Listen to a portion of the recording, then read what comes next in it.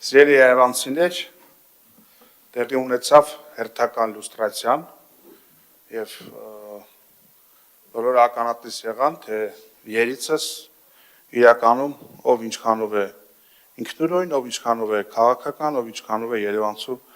շահերը սպասարկում, բայց այդտեղ ոչ մի արտառոց կամ սենսացիոն բան չկա, հանրային խմբակցության են հավաքանու անդամները, ովքեր ապահովել են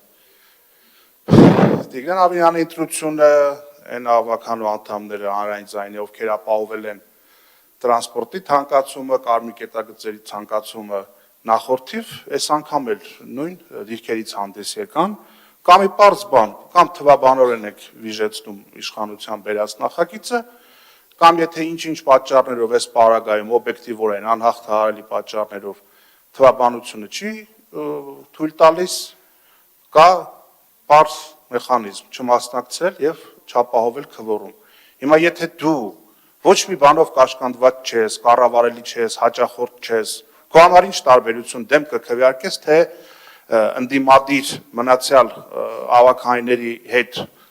համերաշխ կբոյկոտես։ Եթե դու կաշկանդող բան չունես, ինչի չես բոյկոտում։ Եթե դու պայմանավորվածություն չունես, եթե դու կառավարելի չես, ինչի չես բոյկոտում։ Իրականությունը պարզ է, այսինքն քաղաքային իշխանությունը արդեն ոչ թե 2, այլ 2.5 օֆիցիալ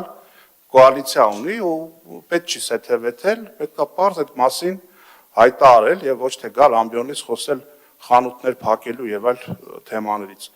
Ինչ վերաբերում է այդ տրանսպորտի էպոպեային, կարմիր գծերին, դե այնքան է բազմիցս ասվել, որ ասում եք բան, ինչ որ քաղաքացիներ մեզ դիմում են։ 17000 երևանցի ստորագրություն էր տվել, որ նիստ անեինք, ճողոպրեցիք դահլիճիկ, այդ մարդկանց կարծիքը ձեր համար հեչ։ Եթե դուք վստահ եք տրանսպորտի եւ կարմիր գծերի հետ կապված ձեր ասելիքի մեջ, ուզում եմ հավաքանին բան անի, էլի, արտահերտ նիստ հրավիրեն 10 օրը մեկ, պետք է գաք նույն բան անխոնջ կրկնեք գնաք։ Այո, դուք Երևանցում դարձել եք տուգանքի մատերիալ,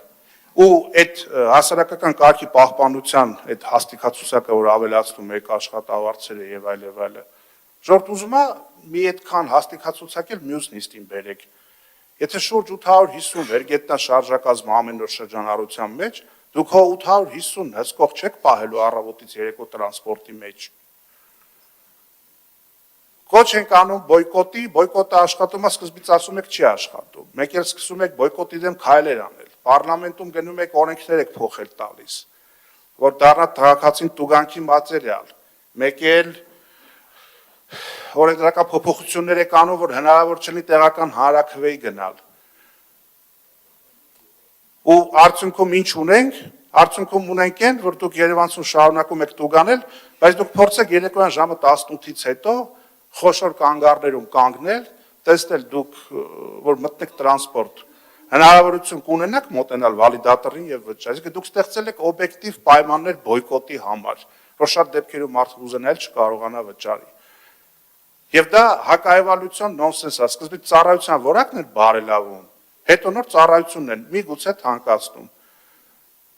Ասենք մի տարի շարունակ ասեցինք, թողեք մի տարի միասնական տոմսային համակարգը աշխատի, սեզոնային գործոններն էլ հաշվի առնելով վայրի վերումները։ Տեսնենք ֆիքսված թիվը ինչքան է Երևանում ուղևորաշրջանառության, հասույթը որքան է կազմում 100 դրամով, ծախսը որքան է, տարբերություն կա թե չկա, դոտացիայի կարիք կա թե չկա, եւ կայացրեք քաղաքական որոշում, եթե դա ինչ-որ փոքր գումար էր, մեր համոզմունքով պետք է չլիներ, բայց անգամից եթե լիներ, եթե դա փոքր գումար էր, 25 թվականի բյուջե 24 թվականի համեմատ շուրջ 40 միլիարդ դրամով ավելին էր։ Ու այդ որ հպարտությամբ ընդգծում եք, որ քաղաքի սեփական եկամուտները երկրաչափական պրոգրեսիայով աճում են, բայց այդ քաղաքի այդ եկամուտների մեջ սեփական տրանսպորտը սուբսիդավորելու փող չկա, բա ինչի համար փող կա։ Ասենք Երևանը լի քեֆ ուրախություն կազմակերպենք, գնանք հրապարակում տենց լավ ժամանակ անցկացնենք, ամանորյա լույսերի տոնավան հրավառություն կազմակերպենք, չգիտեմ, տարբեր փառատոններ ֆինանսավորենք։ Եկել դե շինթույլտվություններ է, բանակը բաժանենք, ինչքան փող եկավ, ով էլ չհասցնի, փողի դիմաց էլի կերկարաձգենք, թող քաղաքի էկոլոգիայի հերն էլ անիծվի։ Սիրելի երևանցիներ, շատ պարզ է իրականում, ով ինչ մոտիվացիա ունի, ով ինչ